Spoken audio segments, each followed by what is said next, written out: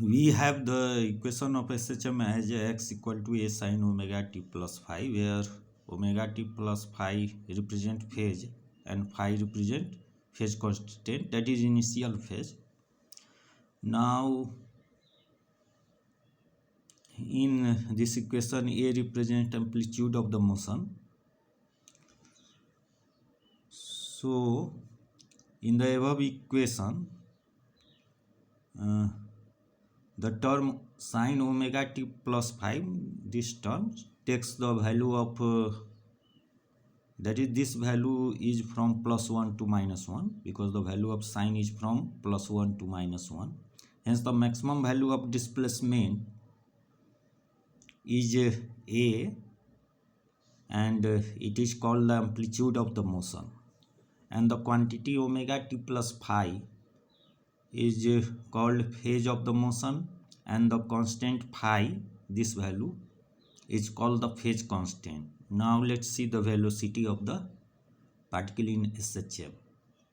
The velocity u of the oscillating particle can be obtained by differentiating this equation 2, and so we have u equals to dx by dt equal to omega a into cos omega t plus phi, or equals to omega a under root 1 minus sin square omega t plus phi, that is value of cos omega t plus phi, 1 minus sin square omega.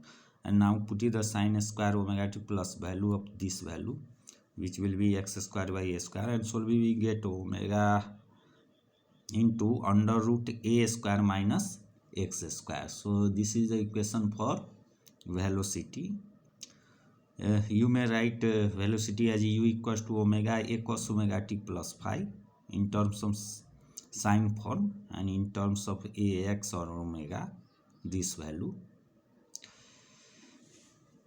And this shows that the velocity is maximum omega a. You put x equal to 0, we get omega a. This is the maximum value of velocity.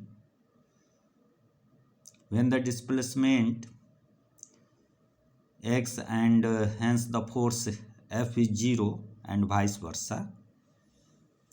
Now periodic time. Now if the time t of the equation, this equation, be increased by t plus 2 pi by omega in equation 2, then we get x equal to a sin omega into t plus 2 pi by omega plus phi equals to a sin omega t plus 2 pi plus phi equals to a sin omega t plus phi. Here we have